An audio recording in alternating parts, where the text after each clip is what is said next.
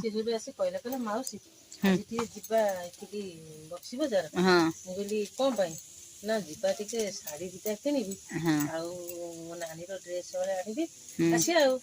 ମୁଁ କହିଲି ହଉ। କେତେ ଗଲ ଚାହିଁଲା ଦିଲୁ ଯେମିତି ଆସି ଚାହିଁଲା ସିଏ ଏକାଥରେ ମାର୍କ କରିଦେଲା ଦିଲୁ କେମିତିଆ ଏକାଥରେ ଜାଣିଦେଲା। ଜାଣିଦେଇକି ସେଠୁ ଆଖି ବି ଛାଡିଲା ମତେ ଆଉ କିଛି କହିବନି ବୋଲି। ଦିଲୁ କୋଉ ଛାଡିଲା ଗଲା ତାକୁ ମାର୍କ ରଖିଛି ଆଖିଟା ଦିଲୁ ଛପିଲା ଯେମିତି ସେଠୁ କହିଲା ଦିଲୁ ସେମିତି ଛପିଲା ମାଉସୀ ସିଏ ଗଲାଇଁ ଶୁଣ ଆମେ ତାକୁ କହିବା ତା ଜଣାନ୍ତରେ ବିନୋଦ ବିହାରୀ ଯିବା। ବିନୋଦ ବିହାରୀ ଯିବା କଥା କହିଲେ ସିଏ କଣ କରିବ ନା ଜାଣିପାରିବନି ବିନୋଦ ବିହାରୀ ଖୋଜି ପଳେଇ ଆସ ଆମେ ଆମର ବକ୍ସି ବଜାର ଯିବା ଆଉ। ଏଇ କଥା ଯେତେବେଳେ କହିଲା ଦିଲୁ ତାକୁ ସବୁ ଶୁଣିଛି। ଦିଲୁ ଗୋଟେ ସାଇକେଲ ଥିଲା ଆମେ ଚାରିଟା ଯେମିତି ବାଜିଲା ସେଠୁ ଦି ଜଣ ଯାକ ବାହାରି ଗଲୁ ଆଉ ଆମେ ଯେମିତି ଗଲୁ ଦି ଜଣ ଯାକ ବାହାରିକି ଆମ ପଛେ ପଛେ ସାଇକେଲ ନେଇ ଯାଇଛି। ବିନୋଦ ବିହାରୀ ଯାଇନି ଏକାଥରେ ଯାଇଛି ବକ୍ସି ବଜାର। ବିନୋଦ ବିହାରୀ କାହିଁ ଯିବ ସେ ତ ଜାଣିଛି ଯାଇଛନ୍ତି ଶାଢୀ କିଣିବାକୁ ମାନେ ବିନୋଦ ବିହାରୀ କିଛି ନଥିବ। ତାର ବକ୍ସି ବଜାର ଯାଇକିରି ସବୁ ଗଳି କନ୍ଦି ବୁଝି ଯାଇକି ଆମକୁ ପାଇଲା ଶାଢୀ ଦୋକାନରେ। ଶାଢୀ ଦୋକାନରେ ପାଇଲା ସେଠୁ କଣ କରିବି ଆସିଲା କଣ କରିବି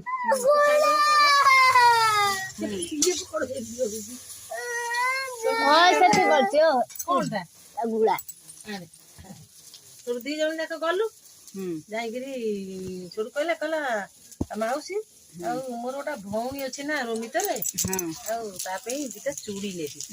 ମୁଁ କହିଲି ହଉ ଚାଲୁନୁ ନେଇଛି 12 ଟଙ୍କା ନେଇଛି ଚକୋଲେଟ ଖାଇଲା 2 ଟଙ୍କାର 10 ଟଙ୍କା ତାକୁ ଦେଇକି ସେ 20 ଟଙ୍କା ଚୁଡ଼ିକି 10 ଚୁଡ଼ିକି ପକେଟରେ ପୁରେଇଲା। ସେ କହୁଛି ନାଇଁ ବାପା लो ଇଏ ଚୁଡ଼ି 10 ଟଙ୍କା ଦାମ 20 ଟଙ୍କା। ହଉ 20 ଟଙ୍କା ମୁଁ ତ 20 ଟଙ୍କା ଆଣିନି ମୋର ଗୋଟେ ଭଉଣୀ ଅଛି ସେଠି ସେ ମାଉସୀ ମୋର ହୁଏ ପଳେଇଯିବେ ତ ଇଏ ଚୁଡ଼ି ମୋ ଭଉଣୀ କି ଭଲ ଦେଖା। ସେ ଲୋକଟା ଶୁଣିକିରି ଟିକେ ଖୁସି ହେଇଗଲା କହିଲା ତା ଭଉଣୀ ପାଇଁ ତାର ଏତେ ଇଏ ଦଉଛି ଶାଢୀ ଇଏ ଯୋଉ ଚୁଡ଼ି ଦଉଛି କିଣିକିରି।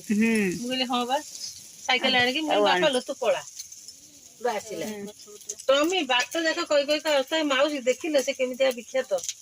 ଆମେ ବିନୋଦ ବିହାରୀ ନାଁ କହିଲେ ସେ ଏକାଥରେ ଆସି ବକ୍ସି ବଜାରରେ ପହଞ୍ଚିଲା।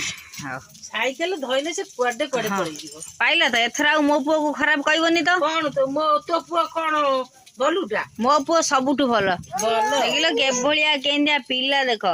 କୁଟା ଗଦାରେ ଚଢୁଛି କୁଟା ଗଦାକୁ ଘୋଡେଇ ହେଇ ଶୋଉଛି ବାଡିଆ ଖାଉଛି କଣଟା ନାଇଁ କହିଲୁ ତାର। ଇଏ କଣ ଖରାପ ପିଲା ଦେଖିଲା ମୁହଁ ଦେଖିଲୁ କୁଣ୍ଡେ